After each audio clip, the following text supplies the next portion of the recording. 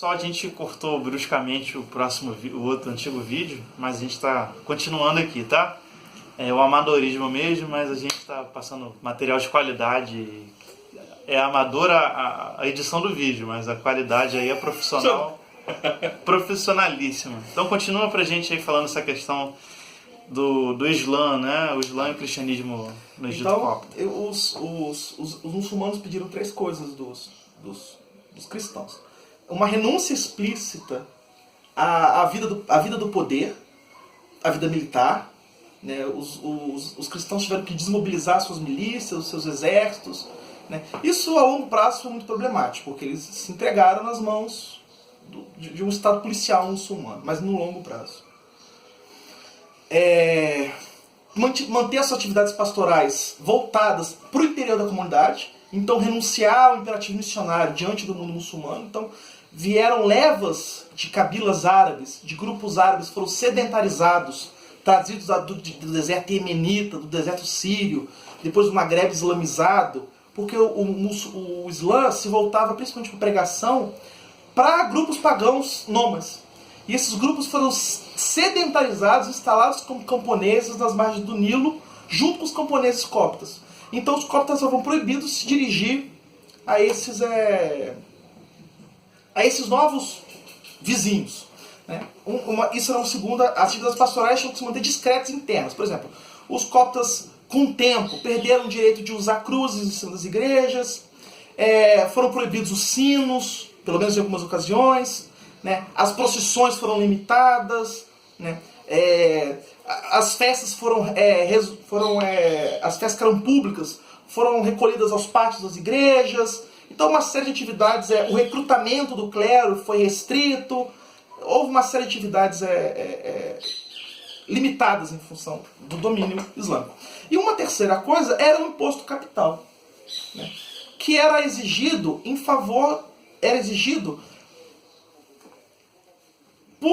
de cada homem, cada cristão e judeu adulto deveria pagar um resgate.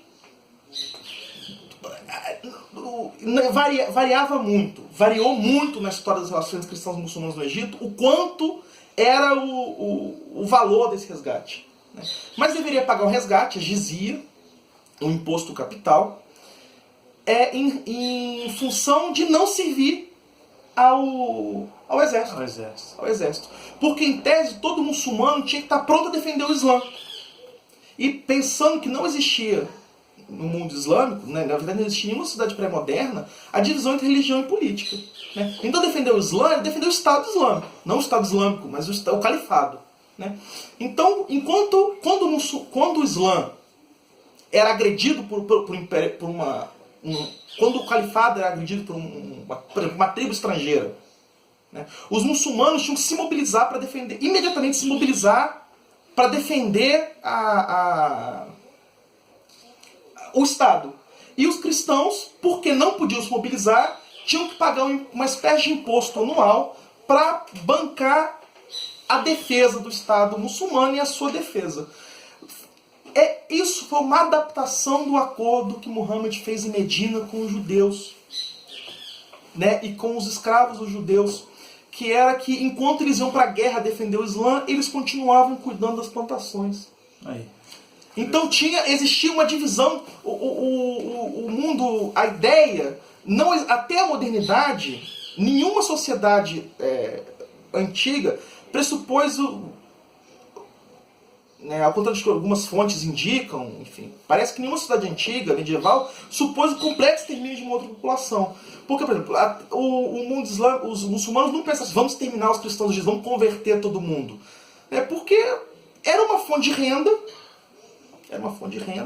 e era necessário, enquanto alguns estavam guerreando, outros estavam produzindo. Né? Se mantinha uma certa divisão do trabalho no país, também era uma segmentação religiosa. E uma outra coisa importante é o seguinte: a igreja copta no Egito foi um instrumento burocrático de estabilidade do país. Como eu disse, os muçulmanos em 622 não tinham império islâmico. Muhammad, né, o Maomé é considerado cada vez um termo mais pejorativo para os muçulmanos, então a gente chama do nome árabe para fazer as coisas direitinho. Muhammad saiu fugido de Meca para Medina. Em 639, o Islã já era o império, invadindo o Egito. Então, assim, foi muito rápido. Quem deu o know-how... Quem ensinou os muçulmanos a ler, escrever, administrar o império, conhecer filosofia, foram os cristãos. Aristóteles. Foram os cristãos mesmo. Por exemplo, ok, vamos recolher os impostos dos cristãos. Tá, quem recolhe os impostos dos cristãos? Os cristãos. Os cristãos. Então o que os muçulmanos no Egito fizeram? Usaram a própria estrutura a estrutura de organização da igreja. Então tinha cristão publicano. Sim. Eles usaram a própria estrutura de administração da igreja, a administração paroquial da igreja, para recolher o dízimo, para recolher a jizia. Então o que acontecia? Aproveitava a coleta do dízimo para recolher a jizia. Então o sujeito ia lá, anualmente, pagar o imposto para o governo, para ser cristão, para continuar cristão, e aproveitava e pagava o seu dízimo em dia. Como resultado disso, nos primeiros anos do domínio islâmico... Não tinha cartão de crédito naquela. Não tinha cartão de crédito. Nos primeiros anos do domínio islâmico, a igreja copta, curiosamente, teve um crescimento econômico. Porque ela deixou de ser perseguida pelo Estado romano, e porque todo mundo começou a pagar o dízimo em dia. Porque agora era pressionado pelo Estado Islâmico.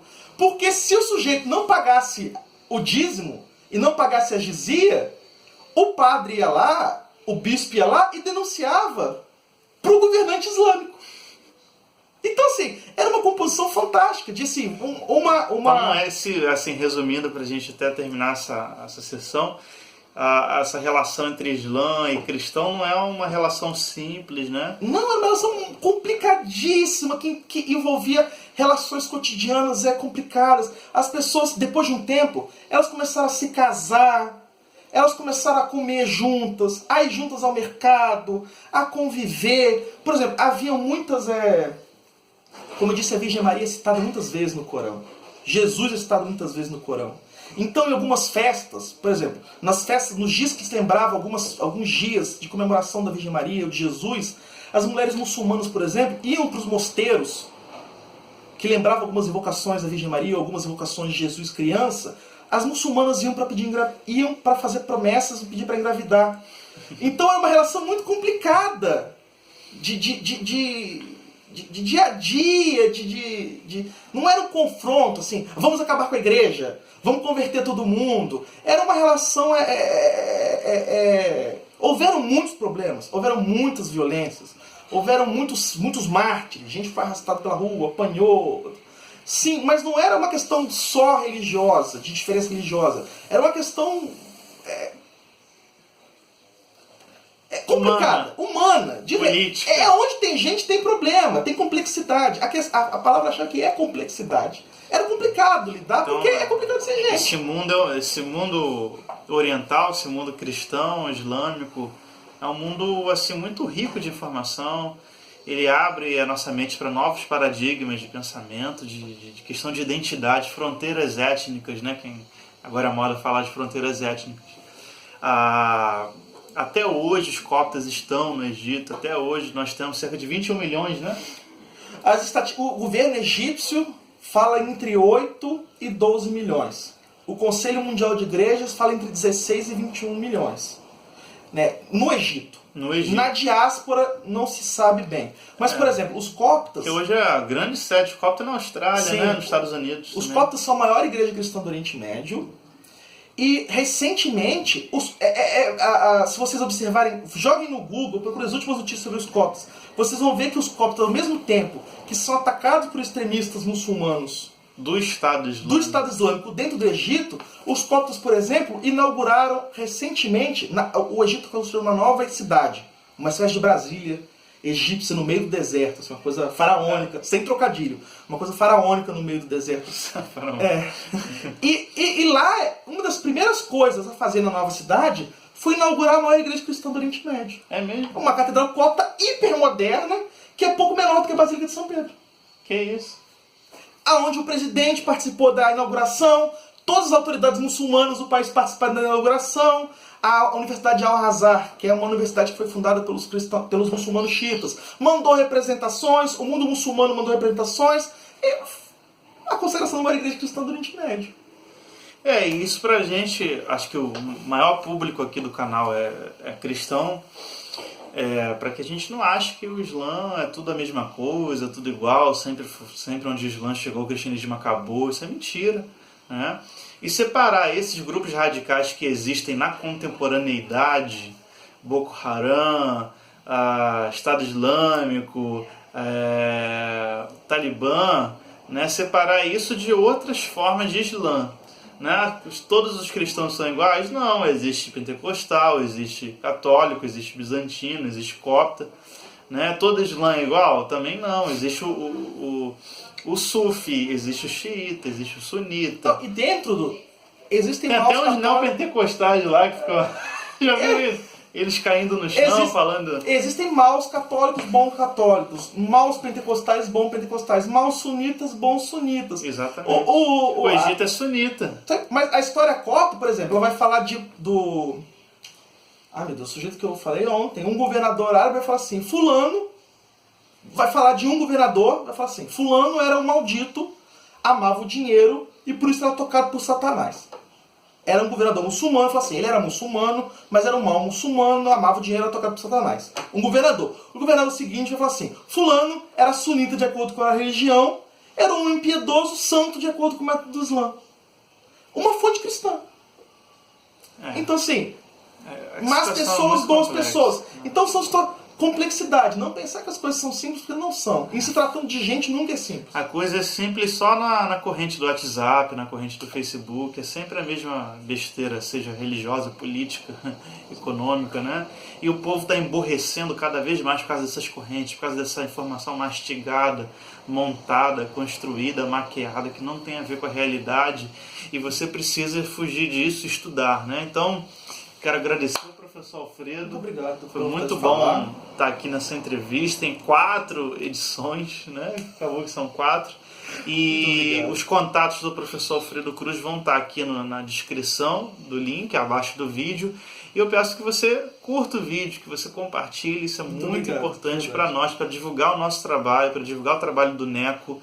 Né? Se você quiser convidar o professor Alfredo para dar uma palestra, um curso, né, expor, ele tem muitos cursos sobre o Islã, sobre o Islã e Jesus, sobre só o Corão, tem curso também sobre o Islã e o cristianismo, né, ele trabalha os cristianismos africanos sobretudo, né, eu trabalho os asiáticos, então se você quiser convidá-lo, chamá-lo para a sua faculdade, pós, ou fazer igreja, um pacote completo, chamar a dupla, né? Se quiser convidá-lo para levá-lo até o Egito, para ele te ensinar. Mas sem pagar a passagem. Pague minha passagem para Addis Abeba, Etiópia, para o Egito, eu vou ficar ou então para o Cairo, eu vou ficar muito feliz. Né? Então quero agradecer, um abraço a todos, tchau, tchau, gente. Tchau.